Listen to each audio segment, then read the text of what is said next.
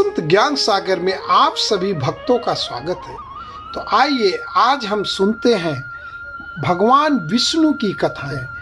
यहाँ शिव और विष्णु के बारे में पौराणिक कथाओं से 3 दिलचस्प कहानियां पेश हैं। जब शिव का घर विष्णु ने ले लिया, जब विष्णु ने शिव को मुश्किल से बचाया और अंत में विष्णु की शिव भक्ति की एक दिल छू लेने वाली कहानी है दोस्तों। तो आइए जानते हैं भगवान विष्णु की कहानी।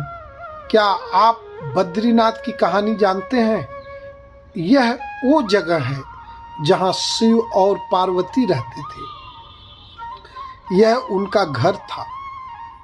एक दिन नारायण यानी विष्णु के पास नारद गए और बोले, आप मानवता के लिए एक खराब मिसाल हैं।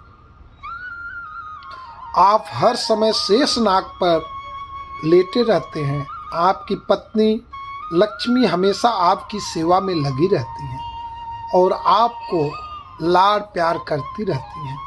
इस ग्रह के अन्य प्राणियों के लिए आप अच्छी मिसाल नहीं बन पा रहे हैं। आपको सृष्टि के सभी जीवों के लिए कुछ अर्थपूर्ण कार्य करना चाहिए। इस आलोचना से बचने और साथ ही अपने उत्थान के लिए विष्णु और साधना करने के लिए सही स्थान की तलाश में नीचे हिमालय तक गए।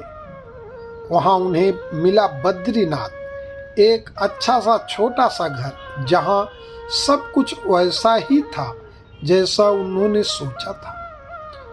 साधना के लिए सबसे आदर्श जगह लगी उन्हें यह। वह उस घर के अंदर गए। घुसते ही उन्हें पता चला कि यह तो शिव का निवास है और वह तो बड़े खतरनाक व्यक्ति हैं। अगर उन्हें गुस्सा आ गया तो वह आपका ही नहीं खुद का भी गला काट सकते हैं। ऐसे में नारायण ने खुद को एक छोटे से बच्चे के रूप में बदल लिया और घर के सामने बैठ गए। उस वक्त शिव और पार्वती कहीं बाहर टहलने गए थे। जब वे घर वापस लौटे तो उन्होंने देखा कि एक छोटा सा बच्चा जोर जोर से रो रहा है। पार्वती को दया आ गई। उन्होंने बच्चे को उठाने की कोशिश की। शिव ने पार्वती को रोकते हुए कहा, इस बच्चे को मत छूना। पार्वती ने कहा, कितने क्रूर हैं आप, कैसी नासमझी की बातें कर रहे हैं। मैं तो इस बच्चे को उठाने जा रही हूँ, देखिए तो कैसे रो रहा है। शिव बोले, जो तुम देख रही हो उस पर भरोसा मत करो। मैं कह रहा हूँ न, इस बच्चे को मत उठाओ। बच्चे की माँ के लिए पार्वती की स्त्री सुलभ मनोभावना ने उन्हें शिव की बातों को नहीं मानने दिया। उन्होंने कहा, आप कुछ भी कहें, मुझे कोई फर्क नहीं पड़ता। मेरे अंदर की माँ बच्चे को इस तरह रोते नहीं देख सकती। मैं तो इस बच्चे को जरूर उठाऊंगी। और यह कहकर उन्होंने बच्चे को अपनी गोद में ले लिया। बच्चा पार्वती की गोद में आराम से था और शिव की तरफ बहुत ही खुश होकर देख रहा था। शिव इसका नतीजा जानते थे, लेकिन करें तो क्या करें। इसलिए उन्होंने कहा, ठीक है, चलो देखते हैं क्या होता है। पार्वती ने बच्चे को खिला पिला कर चुप किया और वहीं घर पर छोड़कर खुद शिव के साथ गर्म पानी में स्नान के लिए बाहर चली गई। वहां पर गर्म पानी के कुंड हैं।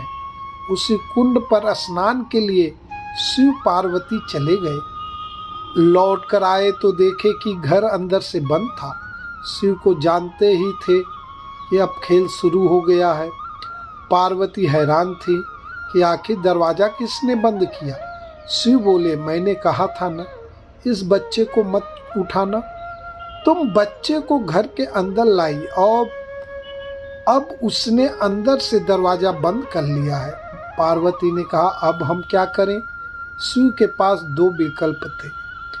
एक, जो भी उनके सामने है उसे जलाकर भस्म कर दें, और दूसरा वहाँ से चले जाएं और कोई भी रास्ता ढूंढ लें। उन्होंने कहा, चलो कहीं और चलते हैं, क्योंकि यह तो तुम्हारा प्यारा बच्चा है। इसलिए मैं इसे छू भी नहीं सकता। मैं अब कुछ नहीं कर सकता। चलो और चलते हैं। इस तरह शिव और पार्वती को अवैध तरीके से वहां काशित कर दिया गया। वे दूसरी जगह तलाश करने के लिए पैदल ही निकल पड़े। दरअसल बद्रीनाथ और केदारनाथ के बीच एक चोटी से दूसरे चोटी के बीच सिर्फ 10 किलोमीटर की दूरी है। आखिर में वह केदार में बस गए और इस तरह शिव ने अपना खुद का घर खो दिया। आप पूछ सकते हैं कि क्या वह इस बात को जानते थे? आप कई बातों को जानते हैं, लेकिन फिर भी आप उन बातों को अनदेखा कर उन्हें होने देते हैं। तो दोस्तों, ये थी भगवान विष्णु की कहानी। अगर आप सभी को अच्छी लगी हो तो हमारे चैनल को सब्सक्राइब, वीडियो को लाइक, कमेंट, शेयर जरूर करें। आपका दिन शुभ हो। हर हर महादेव। शंभो।